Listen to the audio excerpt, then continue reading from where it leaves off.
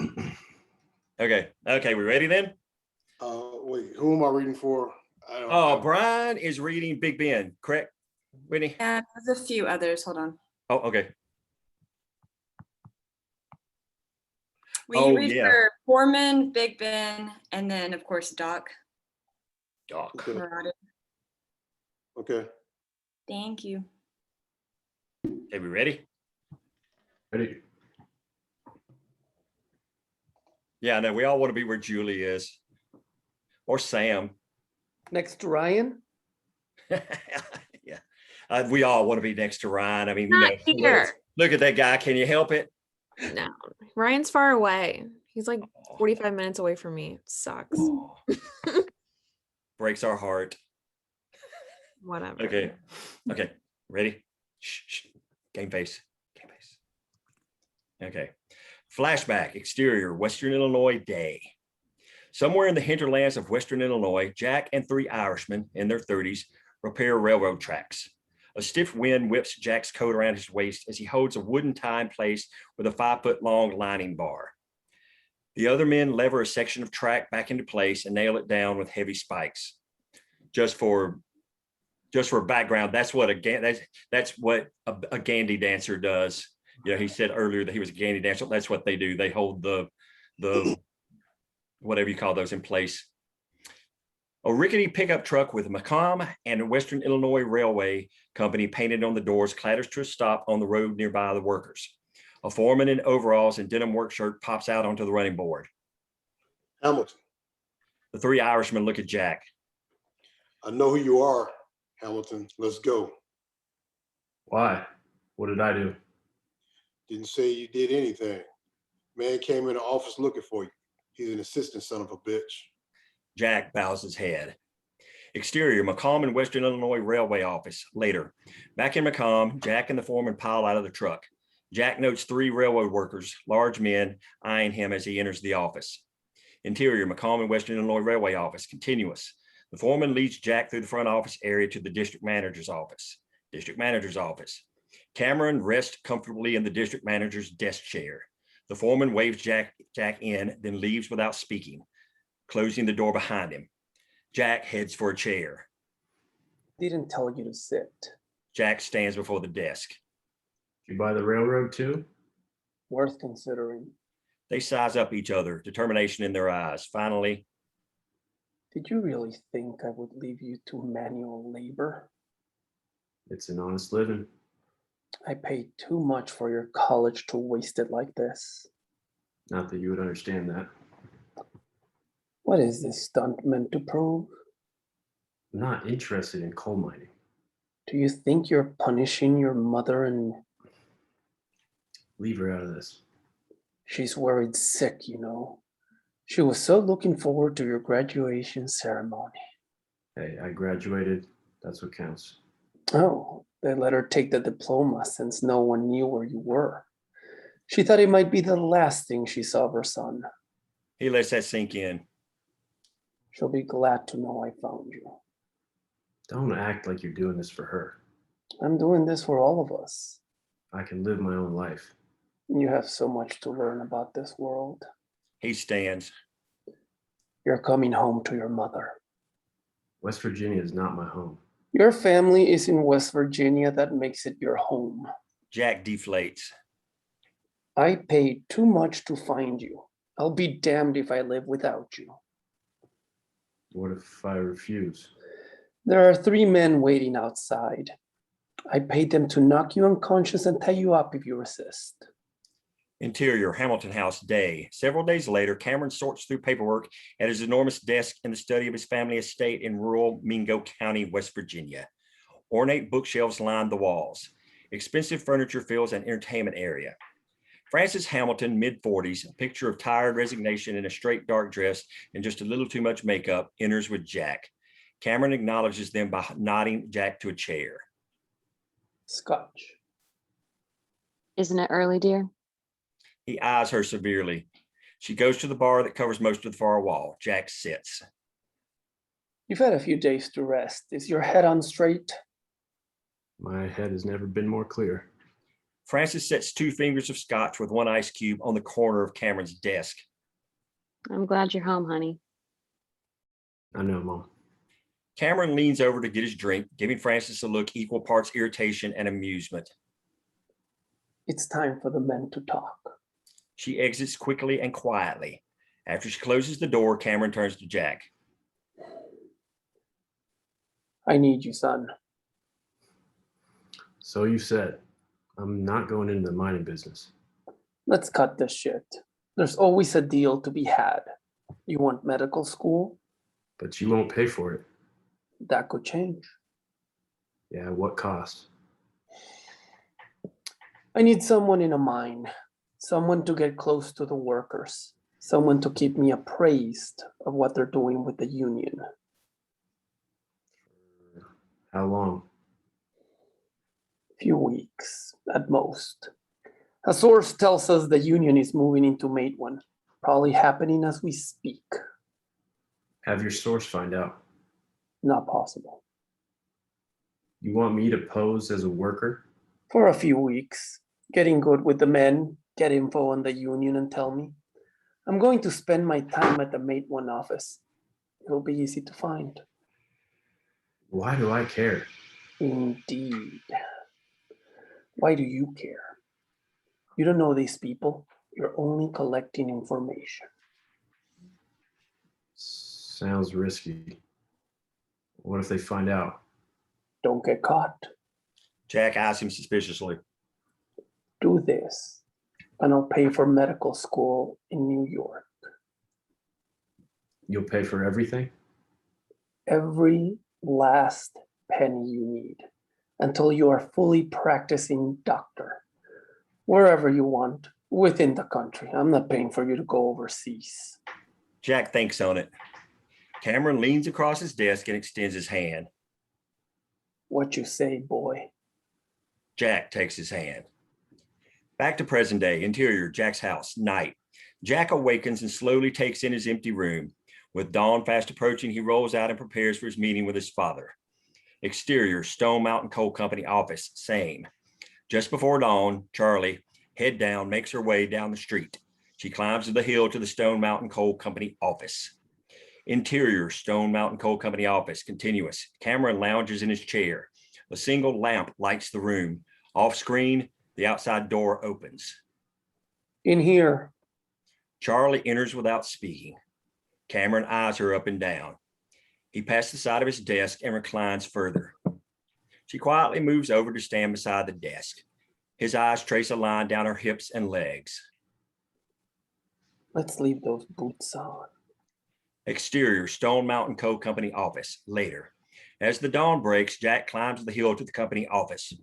Interior, Stone Mountain Coal Company office, continuous. Jack enters the office. He sees no one, but off screen, there's the sound of intense movement in Cameron's office. Shadows flicker through the cracked open door. Off screen, a grunt, followed by another. Jack rarely approaches the door to take a look. He pushes the door open enough to peek through at Cameron's shirt-covered back and bare ass. His father has a woman bent over his desk, taking her vigorously from behind. He sounds like he's enjoying it. Jack notes the woman's dress pushed up over her hips. She wears pants pulled down to her knees. He spots Charlie's boots next. He stumbles back from the door as if someone shoved him in the chest. He considers another look, thinks better of it, and leaves quickly. Interior, Cameron's office, same. Inside the office, Cameron leers down at Charlie as he fucks her. Off screen, footsteps head out, followed by the outside door closing. Cameron smiles and puts extra force into his efforts. Interior, Matewan jail, same. Fred, Mac, and Sid huddle around Sid's desk. Sid clutches his coffee mug like it's his best friend. Testerman enters with a nod. You boys out to get the mine, shouldn't you? I suppose we should. Good day. You best get on over there. Sid eyes Testerman. Stick to the back alleys and woods. Stay off the road. We don't want any of Hamilton's toadies to see you. They exit. Testerman sits. On your mind? Here you had quite the night. I'll make assumptions about how you ended it. Carol, that woman could piss off a tree stump. The same assumption she's making, by the way. She's a smart woman. She says she means it this time. She's through. Why should this time be any different? She's pregnant. Sid nearly falls out of his chair. Exterior, make one mind later. Bill stands before the miners, all collected in a bunch outside the entrance. Finish up today, boys. Might be the last one we work in a while. What about about- this raise, Bill? Don't be a peckerwood, Frankie. They already raised prices at the store. Rent is next. Same fucking thing they always do. And it still ain't what union miners make. As long as you're sure. I am. I'll go see Hamilton this morning. No point in putting it off. As soon as he hears that we all signed, we'll have to strike. Jack, looking like someone punched him in the face, staggers in and gets lost at the back of the crowd. Interior, Stone Mountain Coal Company office, same. Standing beside his desk, Cameron tucks in his shirt, buttons his pants, and buckles his belt. Time to get back to work. Charlie, eyes down, straightens her dress and brushes the front of it. And Paul? I'm afraid I have bad news. Your father passed away last night. What? Heart attack on the operating table. Couldn't be saved. You son of a bitch. You knew and you made me? You didn't want to kill the mood, darling. She steps toward him. There's a circle of hell waiting just for you. Good thing I don't believe in it. He smiles. Of course, I'll pay for everything. Part of our arrangement. Charlie trembles with anger and grief. He's at the funeral parlor. You should go there. Her fingers knotted into white-knuckled fists, she wheels toward the door. Also, he was in violation of safety policy working alone. So Stone Mountain Coal Company is under no legal or moral obligation to cover expenses or care for you. But I intend to take care of everything as long as you continue our arrangement. She stares stone still at the door. That will be all for now. She exits hurriedly. Exterior, make one mind, same. Fred and Mac join the collected miners. Bill waves them to the front. We're all in violation of those goddamn yellow dog contracts. Fred steps up beside Bill. The company's going to try to fire all of you. The good thing is that you did this together. We can shut down their whole operation. That puts us in a position of strength. Well, the women are getting that tent city set up. They'll kick us out of our homes. Y'all get your last day's pay and I'll check back later. The men break up and head down the mine. Fred grabs Bill's hand. We can do this, Bill. I hope you're right. Bill spots Jack, looking lost and hanging around the mine entrance. He gives Fred's hand a shake and goes to Jack. Illinois, you okay? Not really. What's wrong? You didn't go to Sid's party last night, did you? Just some shit I can't really talk about yet. He turns toward the mine entrance. Hold on. Mine's no place to be if your head ain't on straight. I'm not sure my head's ever been on straight. Then why don't you go home and pack up your things? The strike is all but certain. Jack nods. And if you feel like it, go help the women. They'll be at the church. Jack walks away without speaking. Bill watches him go. Interior, Matewan jail, same. Sid catches his balance and sits upright in his chair. Well, I'll be damned. Testerman smiles. My friend, we are going to be parents. Man, don't that beat on. Some things are going to have to change, Sid. I hear you. No more horse. Think of the past. You should probably at least cut back on the drinking too. Damn. Seriously, cut back. She doesn't need to deal with 2 children. Time to grow up. Shit. Being a father stuff, We need to be there for them. no matter what. They shake hands. Well, the easy part is over. Now you'll have to convince Jesse. Bill pokes his head through the door. You ready? Morning, Mayor. Morning, Bill. Sid grabs his hat. Let's roll. Gonna have to steel myself for that one.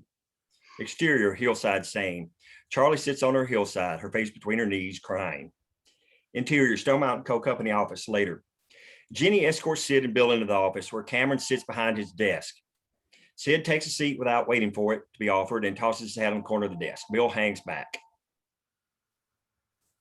Please join him. Bill takes a seat. Jeannie exits. To what do I owe the pleasure? No, no point beating around the bush, Mr. Hamilton. The men have voted to join the United Mine Workers. In violation of your contracts.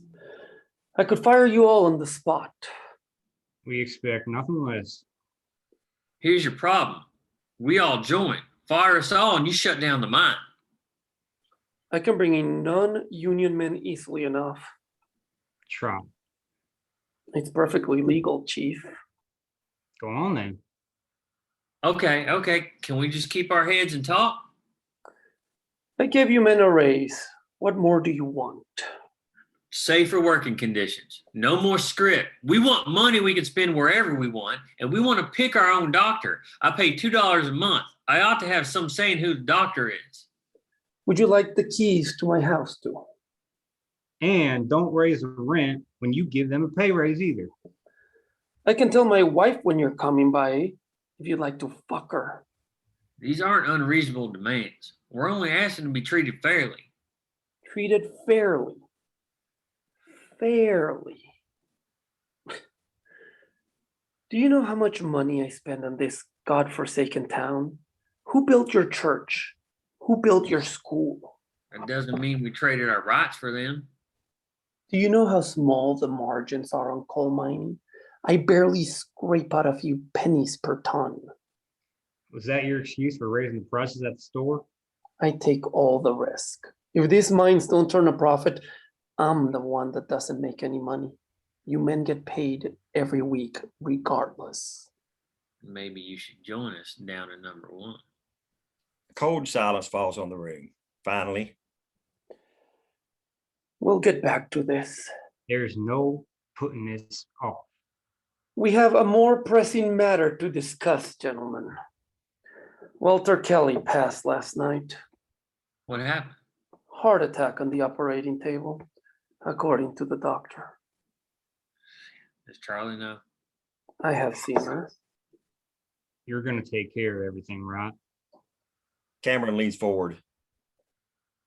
I want to make this clear, so listen closely. Mr. Kelly was in violation of company safety policy by working in the mine alone. Bullshit. Bill grabs his arm. The company is under no obligation to cover his funeral expenses or to care for his daughter. Bill can barely hold Sid in his seat. However, given the gravity of the current situation between the company and its employees, we'll take care of everything. No Esau script? Bill, that's a legend you miners tell your women to keep them scared.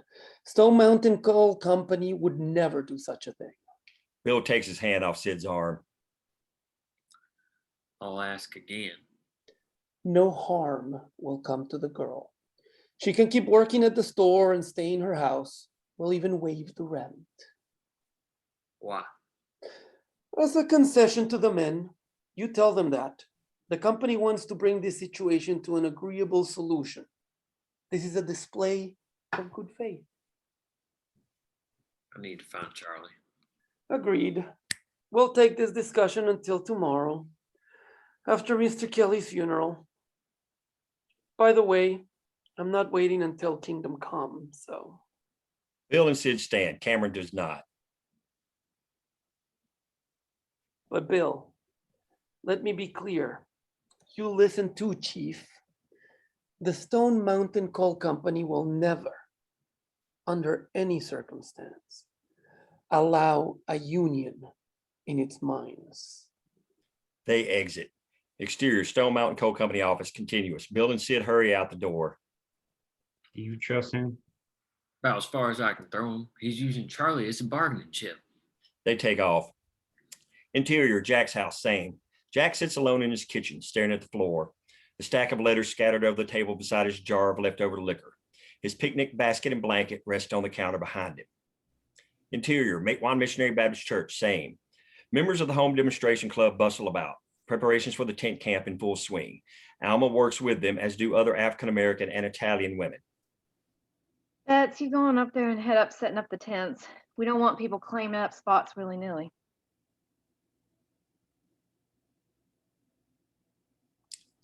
Hey, Sam.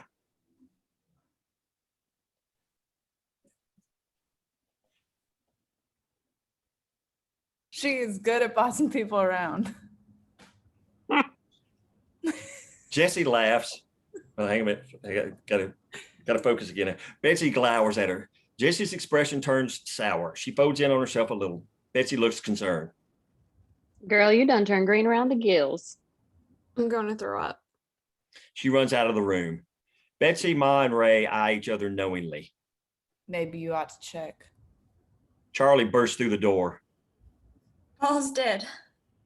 As soon as the words leave her mouth, her dam breaks and the tears flood out. The women burst into expressions of shock and concern and flock around her. Ray envelops Charlie in her arms. Oh, sweetie, what happened? He died in Charleston last night, and I wasn't there. Not your fault, honey. How'd you find out? Hamilton told me. When's the funeral parlor getting him? He's already there. Ray and Ma exchange a side glance. All the way from Charleston? It's almost 100 miles. He told me to go to the funeral parlor. That's all I know. Okay, sweetie, it's okay. Don't you worry about it. I'll go with you. We got this. Bets, get your ass out to the camp. Alma, you help me get these other hens in line. Ma and Alma get the other women back to work. With an arm around her shoulder, Ray leads Charlie out. Exterior, Matewan Missionary Baptist Church, continuous. As Ray and Charlie exit, they meet Bill and Sid headed into the church. We heard. Sorry, sweetheart. They give Charlie hugs, which he gratefully accepts. You know what happened? Hamilton said he died on the operating table. Had a heart attack. You believe him? As much as I ever do. We're heading to the funeral parlor. When did they expect the body in?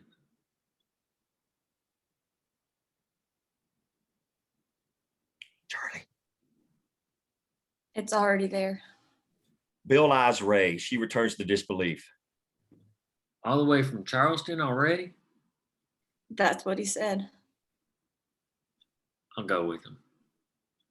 Sounds like a good idea. I'll get Fred and Mac and get everybody to work. They part. Interior, Matewan Missionary Baptist Church, continuous. Sid pokes his head in the door and looks around. He spies Jesse and the group of women. The other women see him and try to act like they didn't notice. Jesse eyes him and goes back to her work. Sid sheepishly enters. Jess, can we? No. Sid turns back to the door. Oh, okay, maybe later. Might as well talk to him now. Ma! I'm just saying it ain't going to get any easier if she waits. And just what do you think ain't getting easier? Honey, you've been sick every morning this week.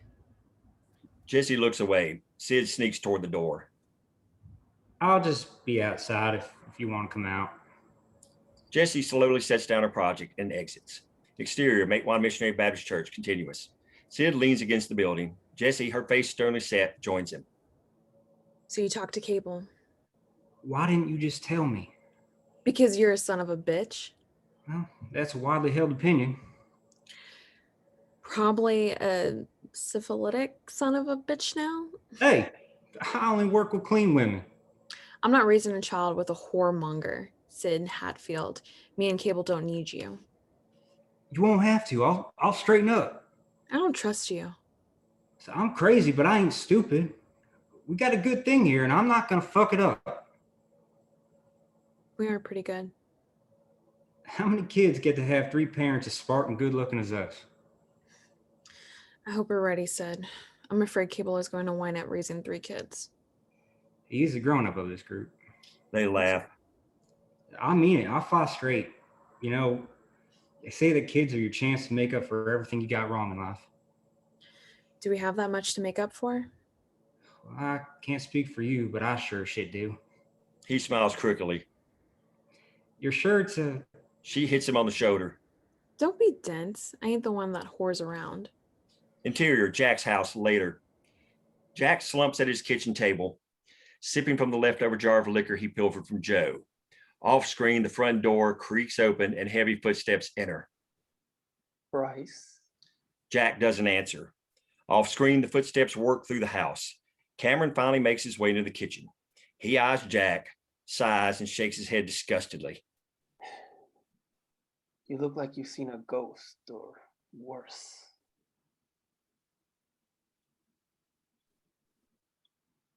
I got a hard time believing I wasn't meant to see that. Of course you were meant to see it. Now get in the damn car. Interior, Matewan Funeral Home, same. Bill, Ray, and Charlie stand in the reception area with Clara Wallace, 40s, wife of the funeral parlor owner. I'm so sorry, Charlie. Charlie nods. So he's already here. Doc Marotti brought him in a bit ago. Dr. Marotti. You didn't go get him? No, we've already started the preparations. Unusual for Doc to bring you somebody, ain't it? I reckon. Doesn't seem like he would have had the time to get Charleston back today. Haven't thought about it. Ray pats Bill on the shoulder. I don't want Charlie to stay here any longer than she has to. I'm okay, but let's get to it. What needs to be done? Interior, exterior, Cameron's car later. Marv drives somewhere outside Matewan. Jack and Cameron sit together in the back seat. Jack is far away from his father as he can get.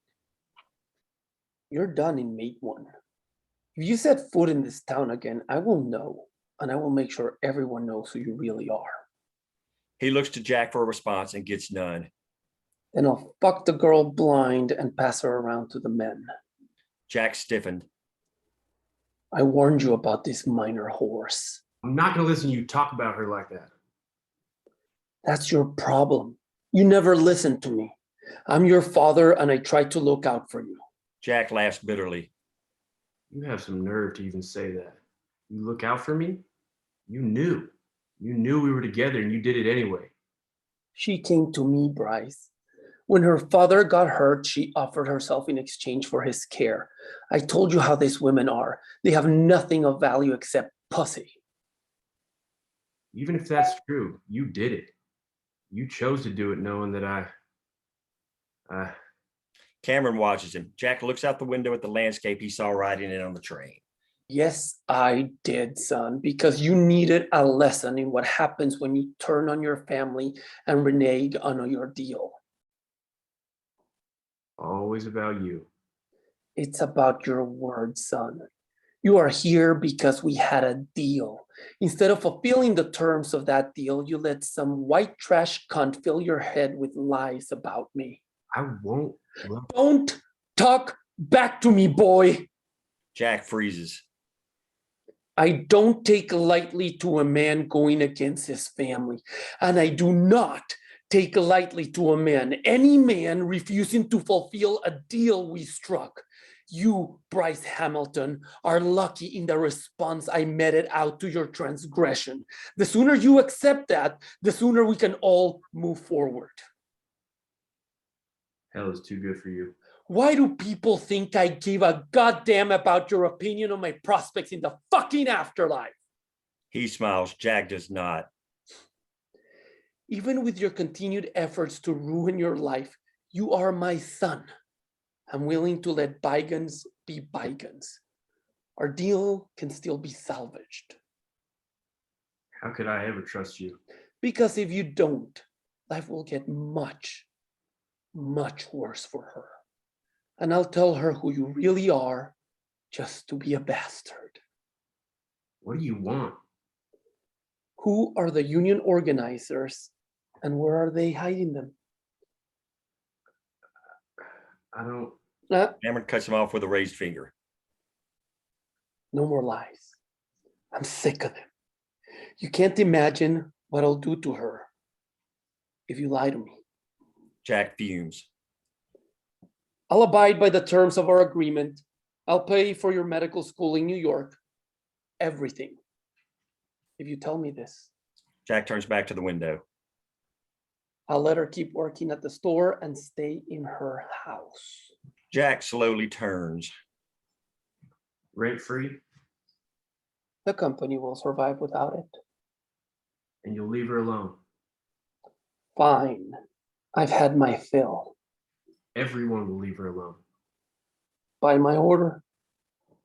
Jack drops his eyes to the floor. Fred Mooney, Mac Parsons. Sid hides in his jail. Cameron pats his knee. See, son, everything has a price. You just have to find it. Interior, Matewan jail later. Sid splashes cheap whiskey across his desk as he pours shots for Testament, Fred, Mac, and himself. The men take up their glasses. Walter fucking Kelly. Not the first. Won't be the last. They down the shots.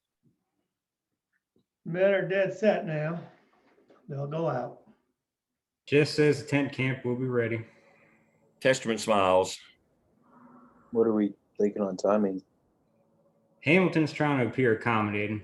Says we'll talk after the funeral. Uh-huh. They always want to look reasonable. These goddamn detectives are still in town. I've seen him. Arrest him then. He's keeping them on the down low, so I'm not escalating yet. Look at Sid being the reasonable one.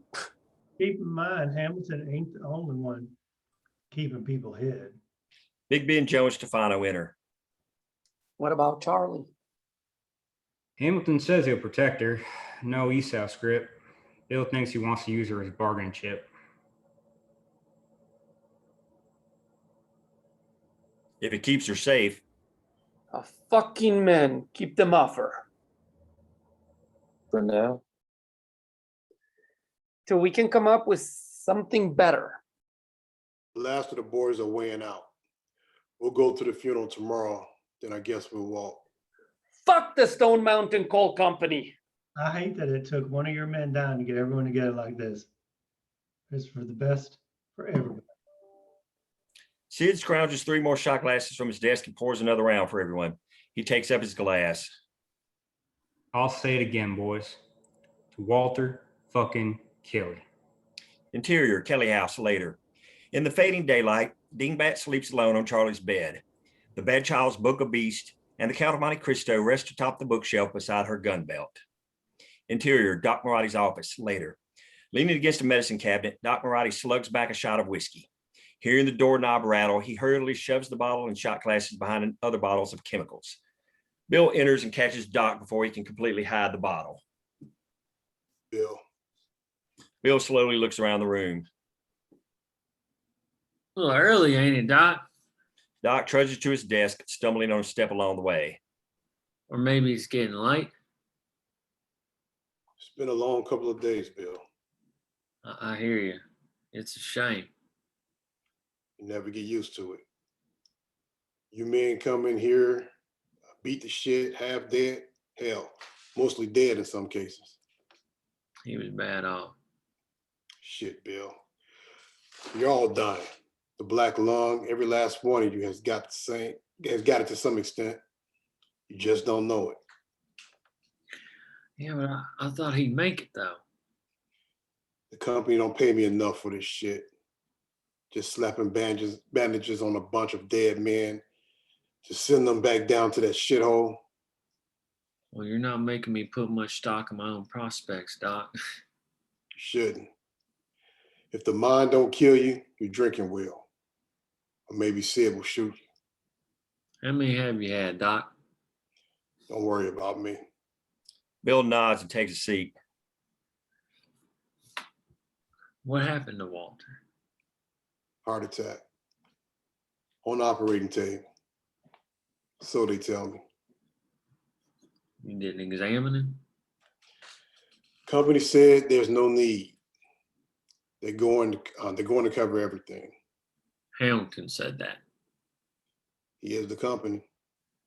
When did he die? Last night. And the hospital called you? Why would they call me?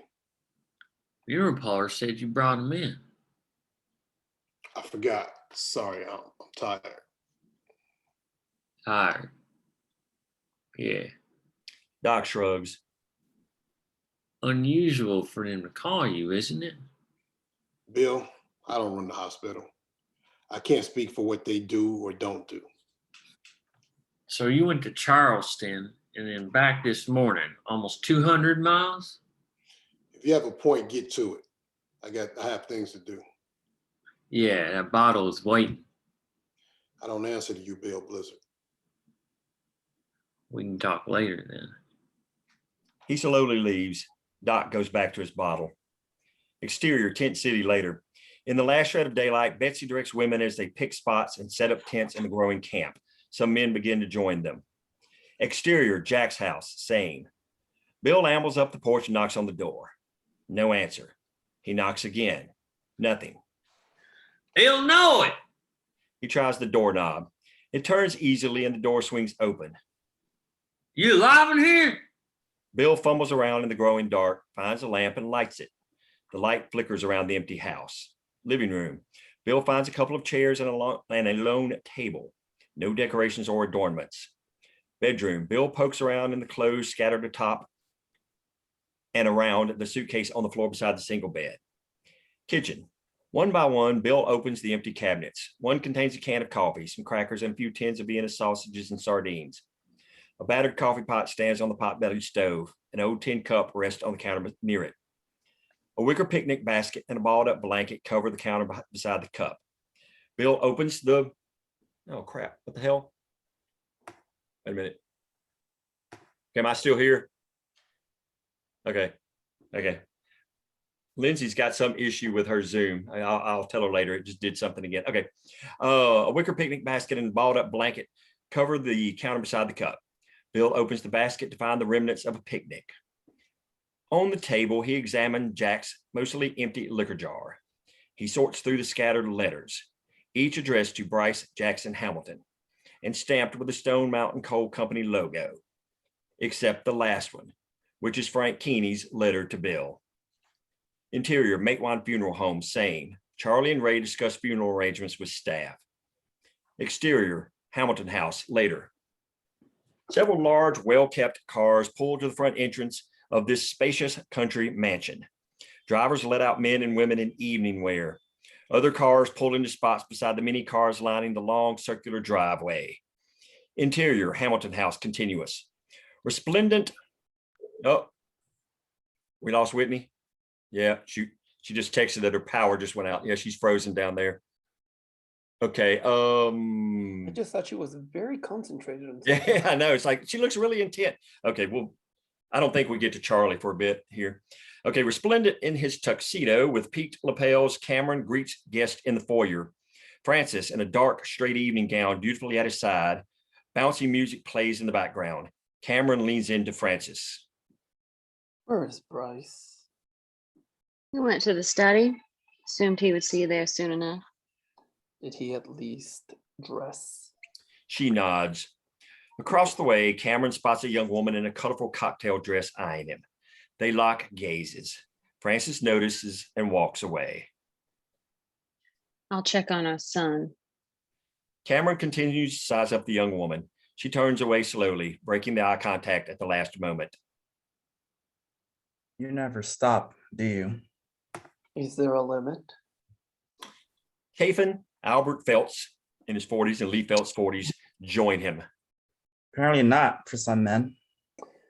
I don't believe in denying myself life's little pleasures. Seriously? They look around at the lavish party underway, filled with men and women of all ages, eating and drinking and enjoying life. Oh, there's Ed. Okay, Ed's back. What's the occasion? Wednesday night. He walks away. Business first, gentlemen. Always. Interior, Cameron's study, continuous. Jack in a tuxedo lounges on a large leather sofa, a drink dangling in his hand. Frances glumly swishes wine in her glass. Why do I have to take part in his fucking show? I wish you and your father could at least speak about each other in civil tones. Like, we're nothing but show ponies that he can make prance around on command. It's important to your father that others see a family together, a united front. Is anything real with him?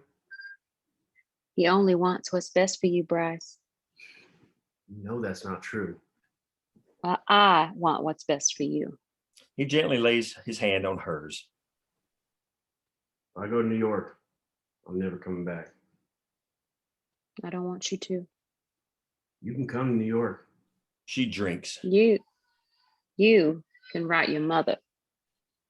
Always.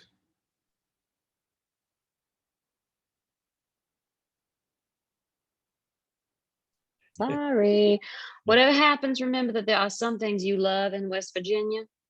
Cameron barges through the door, followed by Chafin and the Phelps brothers. Jack pulls his hand back.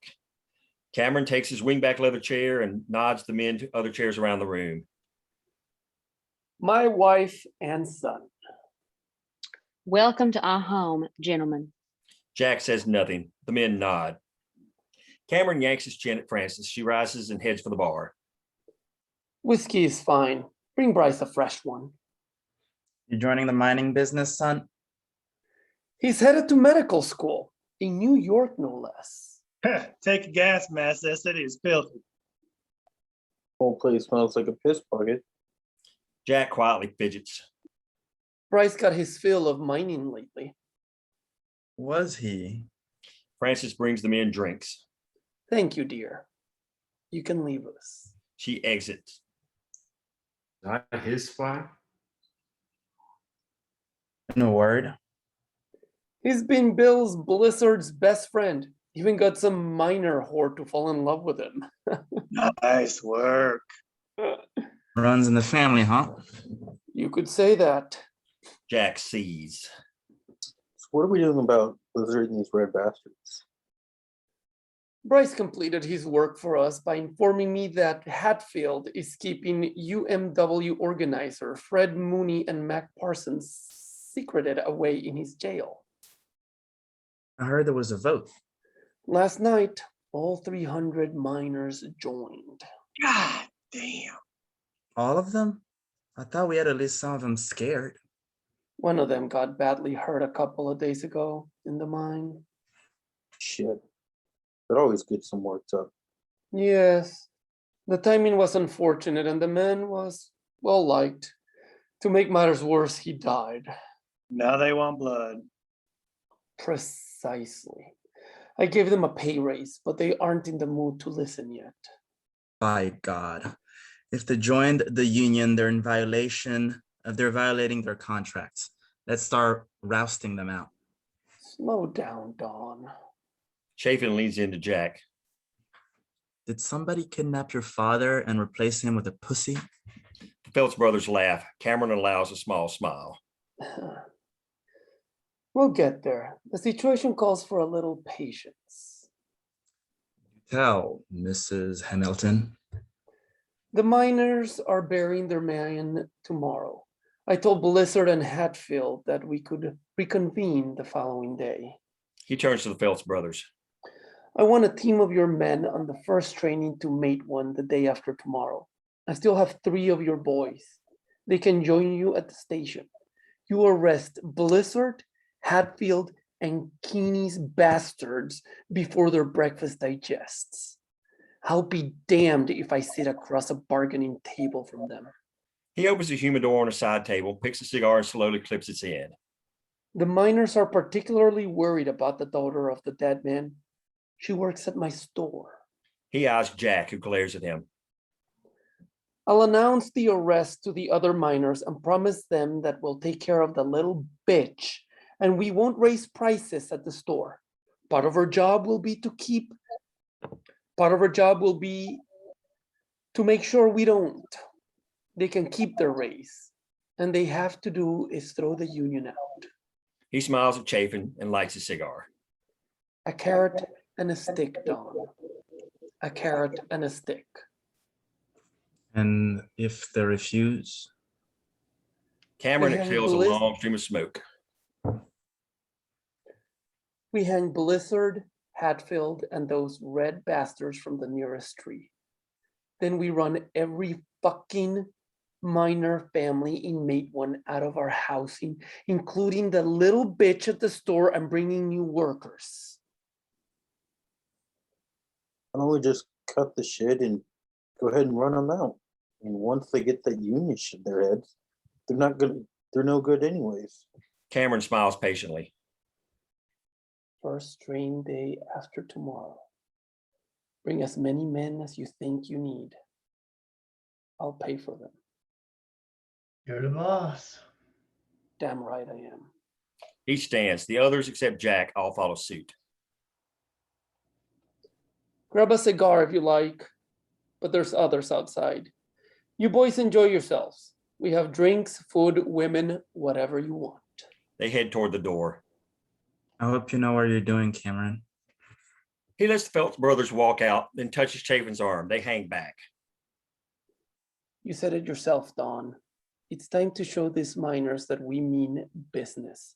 Regardless of how things go down, we're going to hang Blizzard, Hatfield, and those UMW boys. Now you're talking. No one will ever dare to try to organize Stone Mountain Coal Company mines again. Interior hallway continuous. Francis watches Cameron and Chafin emerge from the study. Chafin claps him on the shoulder and they both laugh. As Chafin leaves, Cameron notes the young woman in the colorful cocktail dress lounging against the wall down the way. She returns his gaze. He nods her over and they chat at the door before entering the study. Francis turns away and slowly fades into the shadows.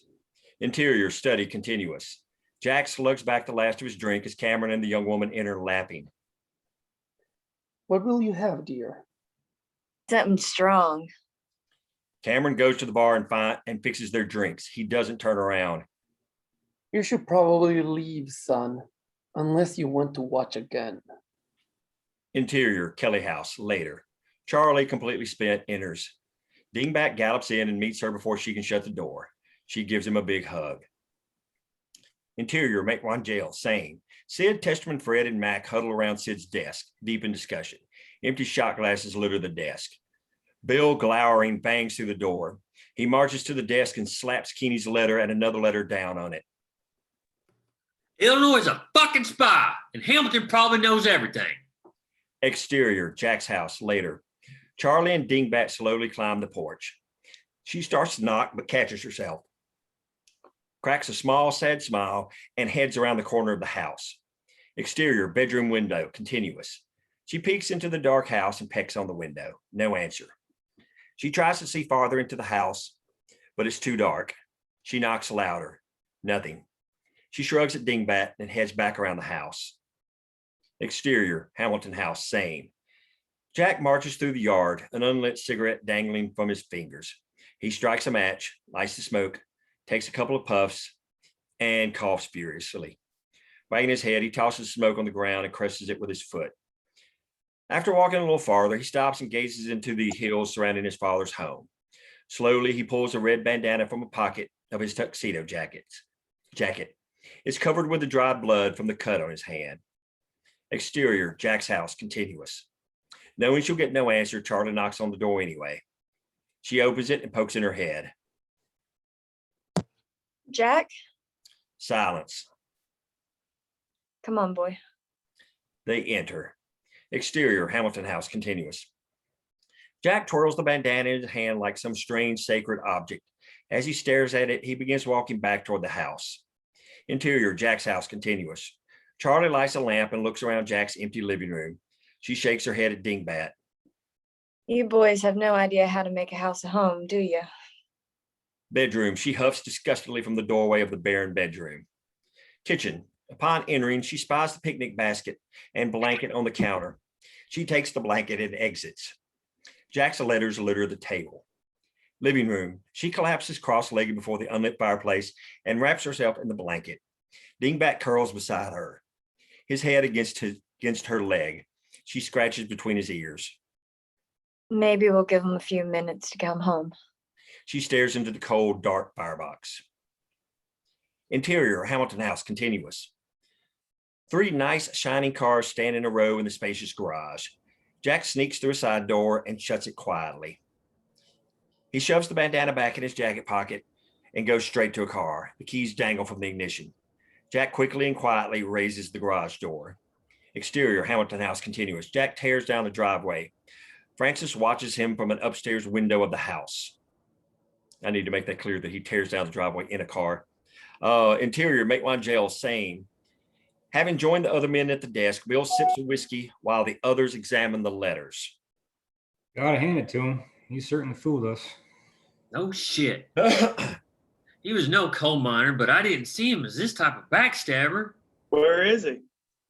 Haven't seen him since this morning. He was acting off kilter, so I sent him home.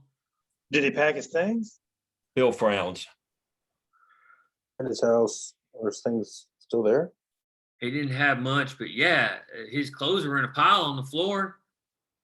So he didn't light out on us. His name is Hamilton, so he's keen? Appears to be. Bill, you gotta keep this quiet. It's the sort of thing that spooks men. Everybody like Jack. They'll start wondering who else might be a spy, can only sow discord. I hear you. This stays between us, but keep your eyes open. And if he's coming back, we need to get him quick. I'll shoot that son of a bitch on sight. No, No! we need to keep this quiet. And we really need to get some information from him. No shooting, Sid. I'm not making any promises. Trust me, he'll get his. We just have to do it smart. Sid bites his lip. Does Charlie know? Interior, exterior, Hamilton's car, same. Jack speeds down the road. He grinds the car to a stop at the Matewan City limit sign. Interior, Matewan Jail continuous. The men all hang their heads. God damn! First Walter, now this? Days are fishy with Walter. Doc Moretti claims that he went all his way to Charleston and back this morning to get him. Bullshit. Yeah, I knew Hamilton was being way too accommodating. I'll poke around on the front. See what I can find. Do it. I don't think Walter ever left Doc Morotti's office. These company doctors do what they're told. Wouldn't be the first time that one of them lied about a miner's death. We find the truth might be something we can use in negotiations, and Charlie should know what really happened to her pa. The others agree. Listen, I hate to be a son of a bitch, but somebody has to ask. You don't think she's helping that boy, do you?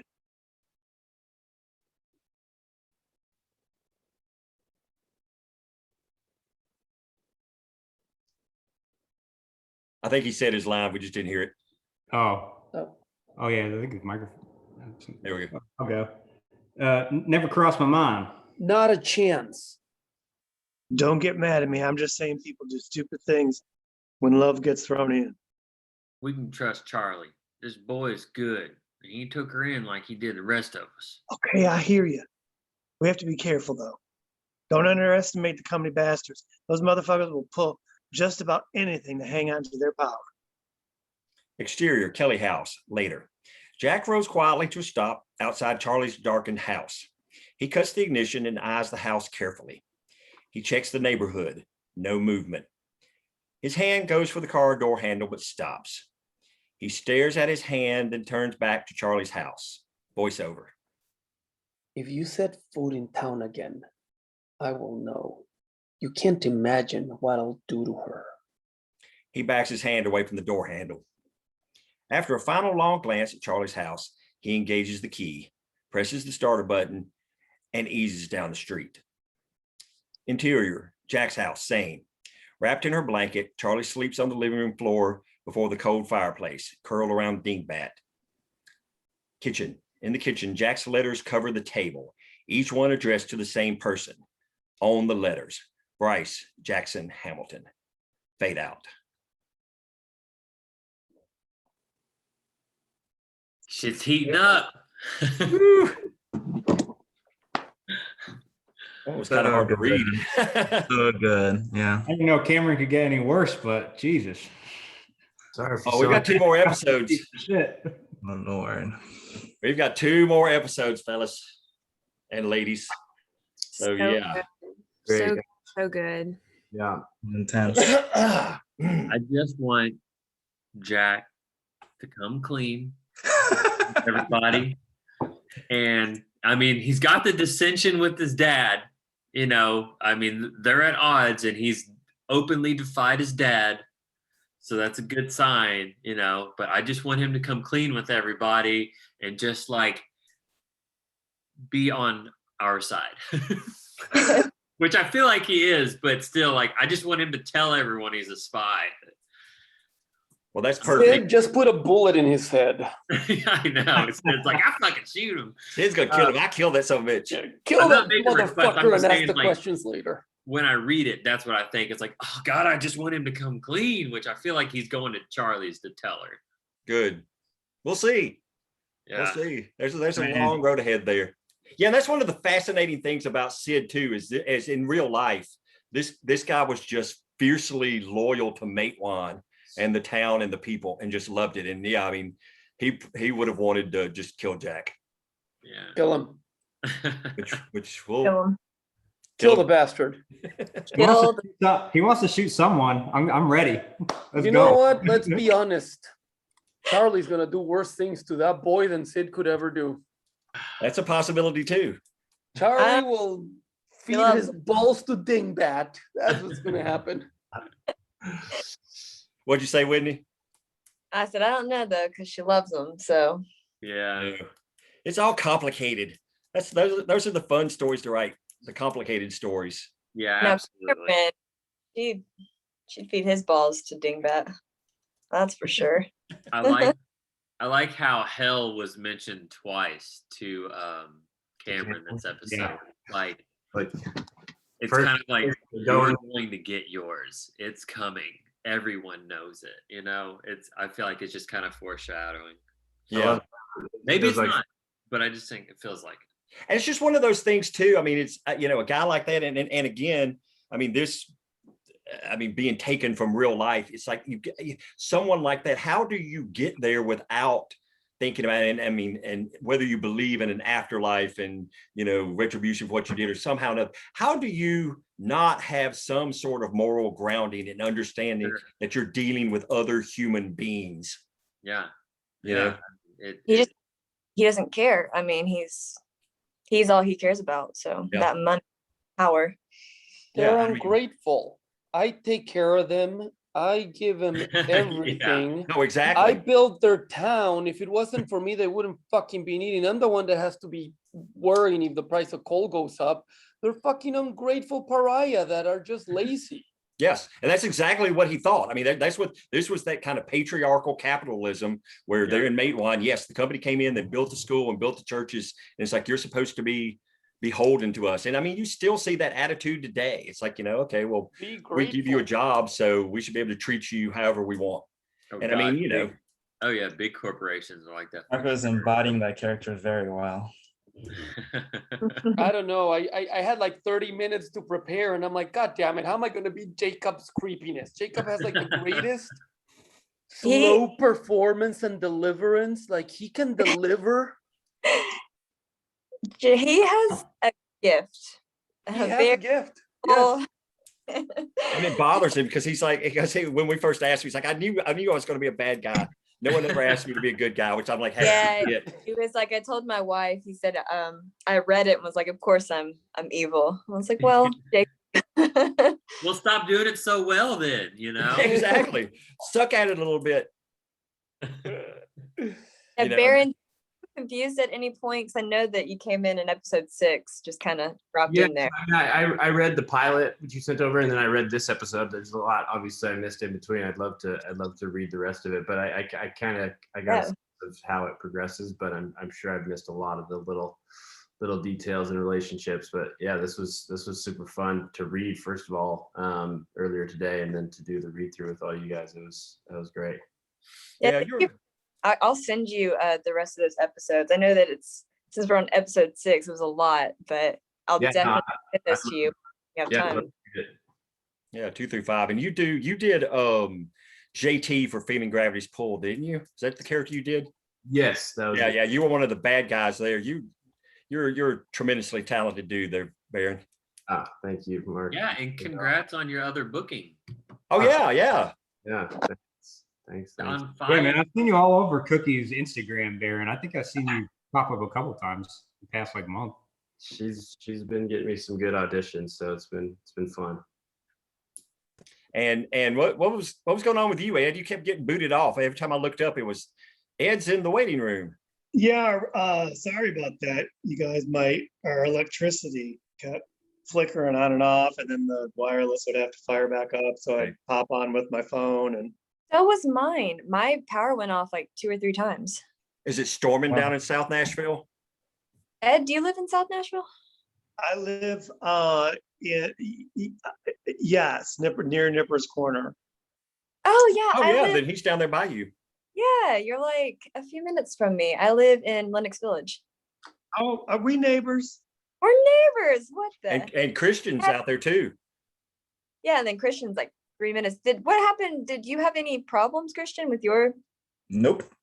I mean, I guess I'm just further down the road, but I was fine. I didn't. Oh, yeah. Christian has done something. Christian's gone out and hooked up something. lives on the right side of the tracks. That's where Christian lives. He Just lives on right the over good the side. border, Whitney. You live yeah. on the bad side.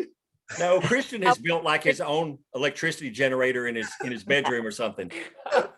Christian would be the one to have some sort of like backup generator. Like he's Yeah. good if anything to happen. Christian ran out and was capturing the lightning and holding the power for That's later. Christian, I'm just gonna like come to Tesla. place. Yeah. Yeah, I figured we should do one of the readings together or something like, because you're literally down the road. So I don't even think about it honestly, because we should. That makes sense. All right, let me see.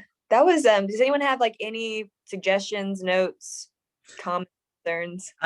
I'm so intrigued at the whole love triangle between Sid and Jesse and is it Testerman? Yeah. Testerman. I'm just like, wow, and back then in the 1920s or whatever, it's just like so intriguing to see how that's and gonna work.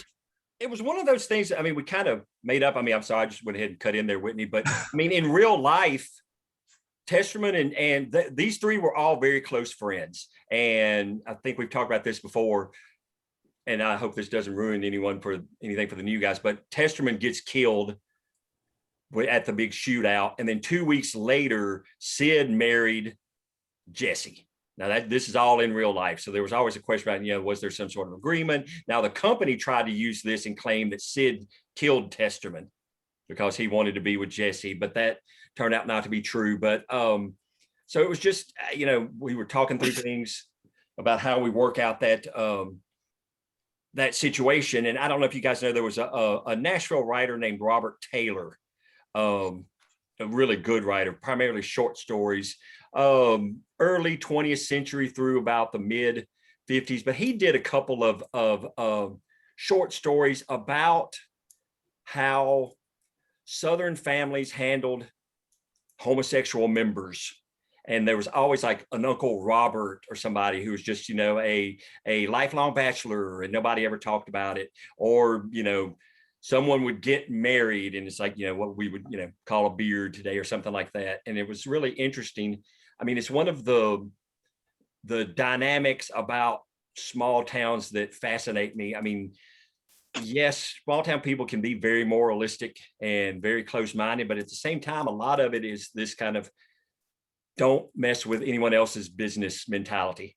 You know what I'm saying? It's like, whatever somebody's doing, as long as they're keeping it to themselves and they're not, bothering anyone else, it's none of our business.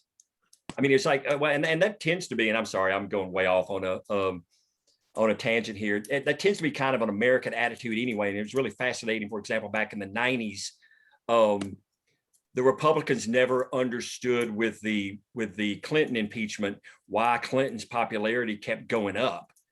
And part of it was that a lot of people just felt it's like, look, this is none of our business. You guys are being unsavory, waving this in our faces. This is a matter for Hillary and Bill and them to handle, and you guys shouldn't be trotting it out on the floor of Congress.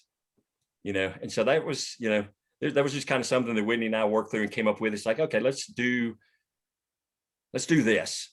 And one of the things we talked about too, it's like, you want to have diverse casts, but at the same time, you want the characters to be realistic. I don't think you should ever, ever, ever just add a character to a script to say, okay, I need a gay character. Here's the gay guy.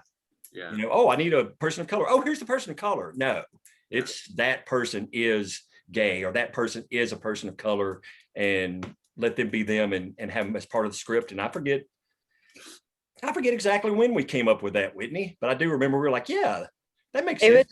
It was in the outline. We were talking about the history of Jesse and Sid and how there was speculation after the Maitland massacre that Sid shot Testerman. Like literally the shootout starts and, the rumor was that he literally just turned to his good friend Mayor and then just shot him because he wanted to marry Jesse. But of course, those were all rumors. Who knows? But we don't believe that actually happened. But we weren't there, so who knows? But they were such good friends, and then they got married 2 weeks afterwards. That it was really interesting to us as to what that dynamic was between them. And of course, I'm sure back then, being gay, I'm sure it was hard, and you had to do it in secret. And we thought it was interesting if the mayor of this town, had to, take on a wife just to keep his life private and, Yeah. And people have been known to do all sorts of things as far as paternity and whatnot goes. I mean, I'll be honest with you guys. I was raised as initially my older sister, I was told was an aunt, but no, she was actually my sister. My mom had been married before and whatnot, but at the time, I mean, this was, this was small Southern town. It's like, oh no, she just went off and she had the baby and came back. It's like, oh no, this is actually my grandparents' child, blah, blah, blah, blah, blah. Or, well, actually, I would say even to this day, my mom says she was married beforehand. I don't think they actually were, but that was just, I mean, that's as ridiculous as it is. That's the way people used to do things in small towns, Wow. Oh yeah, that still happens today. Even it's not totally gone. No, it's not, and it's really sad. You and I were kind of talking about this at lunch, Julie. I mean, it's ridiculous the way people meddle in other people's business and come up with all of these totally ridiculous rules about the way people are supposed to act and this, that, and the other. It's like, why don't you just mind your own fucking business? And, as long as somebody's not hurting anyone else, we'll all be good. Yep. And look at Ryan. Ryan has gone to sleep over there. That's just his face. Remember, he has chronic bitch face. Oh, that's right. Brutal. Well, thank you guys for doing this. Yeah, thanks, guys. Of course, we want to finish out the season 1 and do 107 and 108. I don't know when that's going to be. Probably, I would assume in June. But I will just send out an email whenever, we're trying to make plans. If you guys are still down to do the last 2 with us. Absolutely down.